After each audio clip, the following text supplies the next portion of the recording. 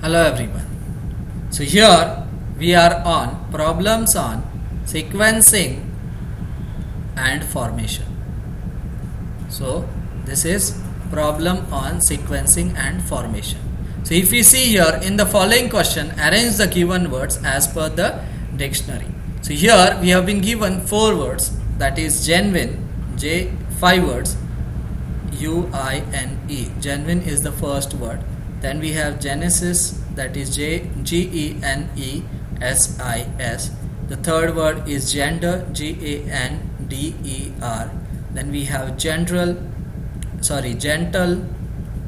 and we have gentle. So GANERAL. So these are the 4 words, and others. These are the 4 options, that is the order in which they can be arranged. So if you look at all the words, we will see that GEN is common in all of them. So here in the correct order we will have GEN in all of them, because it is present in all of the 5 words. So now the next word we'll see is, here we have 4th word alphabet as U, E, D, T and E. So if we see, in this D comes first, therefore gender will be the first word. So this is gone.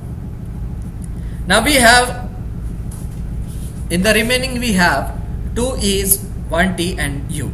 So from this 2E we will need to find which of them comes first. So we will move to the next word. So if we see that here we have S and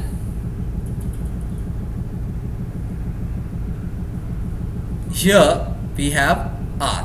So PQRS. So R comes first. So here we'll have general as the second word. So this is also gone. And after that Genesis will come. So GENESIS. This is the third word. Now we are left with genuine and gentle. So between T and U, T comes first. So gentle will be the second last word and genuine will be the last word. So this will be the correct order. Now if you see, gender is at 3, general is at 5, Genesis is at 2, gentle is at 4 and genuine is at 5. So 35241, that is option C, is the correct order as per the dictionary. Therefore we can say option C is the solution for the given problem. Thank you.